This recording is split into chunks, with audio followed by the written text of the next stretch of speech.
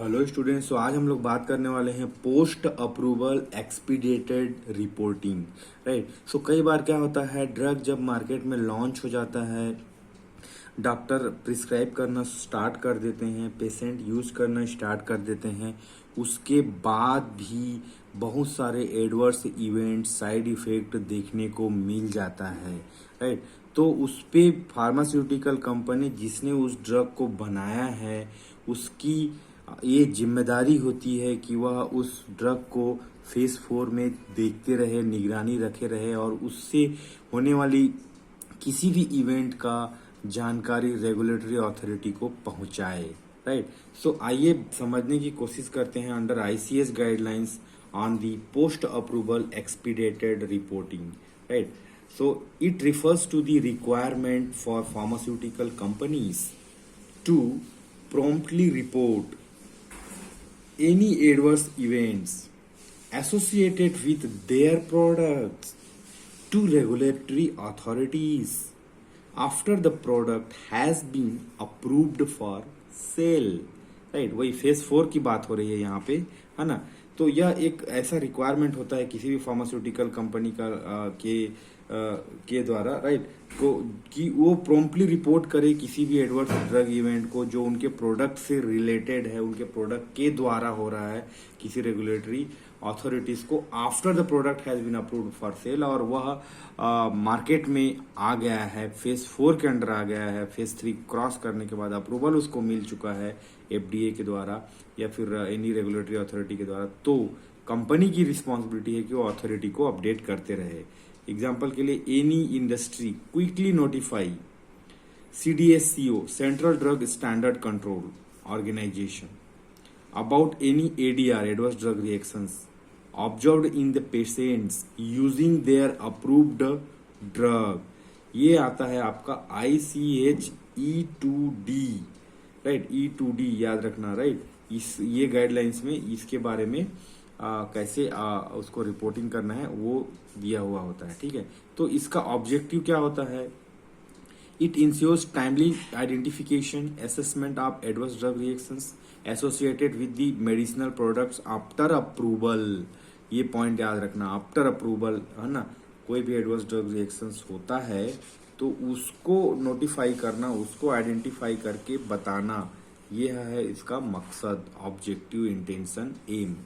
Regulatory requirement, pharmaceutical companies are mandated by regulatory authorities to promptly report any serious adverse events within specific time frames following approval of their products।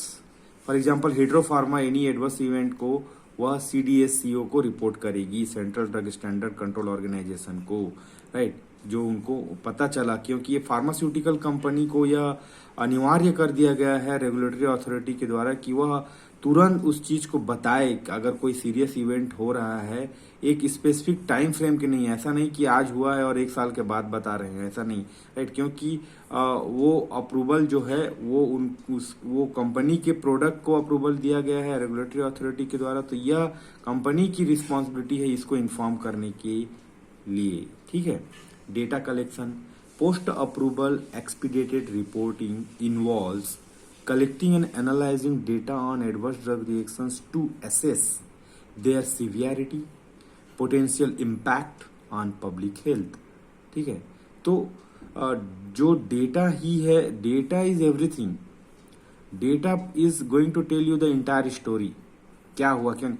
तो ये जो data है वह market, क्योंकि चूंकि drug market में launch हो गया है और यह पूरा डिस्ट्रीब्यूट हो चुका है हॉस्पिटल्स में, क्लिनिक में, पेशेंट के पास, तो वहां से डेटा लेना एक बड़ा चैलेंज है, बड़ा टास्क है, राइट। तो इसलिए online platform can be used, ADR reported by different sources can be used, right, so that the pharmaceutical company should come into the one conclusion and it is going to report its severity, कितना गंभीर है वो adverse event, right, क्या impact पड़ रहा है वो public, मतलब जो भी आम जनता है उसके स्वास्थ्य पे, उसको एनालाइज करके रिपोर्ट किया जाना चाहिए। Risk management, through expedited reporting regulatory agencies can take necessary action. एक जो मतलब जरूरी कदम है वो लिया जा सकेगा, such as updating product labelling, उसके लेबल में अपडेट कर देंगे कि it is injurious to liver, injurious to kidney, और it should not be taken during pregnancy etcetera. Issuing safety alerts कि हाई डोज में इंजर टू द में cause injury to the liver, और ऐसा टाइप का जो भी safety alert maybe by the social media also, newsletter also, by the website also, or even withdrawing the product from market, और पूरा ban किया जाना चाहिए, किया जा सकता है उस प्रोडक्ट्स को उसके दौरान। ठीक है, तो ये सब है पोस्ट मार्केटिंग अबाउट दी।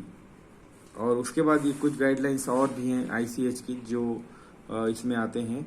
ठीक है, ICH Q1A stability testing of new drugs, ICH E6 good clinical practice, ICH Q3D guidelines for elemental impurities. तो ये सब भी होता है, बट यहाँ पे आपको याद रखने वाली जो बात है वह है ICH E2D जो कि पोस्ट अप्रूवल एक्सपीडिटेड रिपोर्ट पर ही आधारित है। तो यह नोट्स आपको टेलीग्राम चैनल में मिल जाएगा, आप उसको PDF फॉर्म में डाउनलोड कर सकते हैं।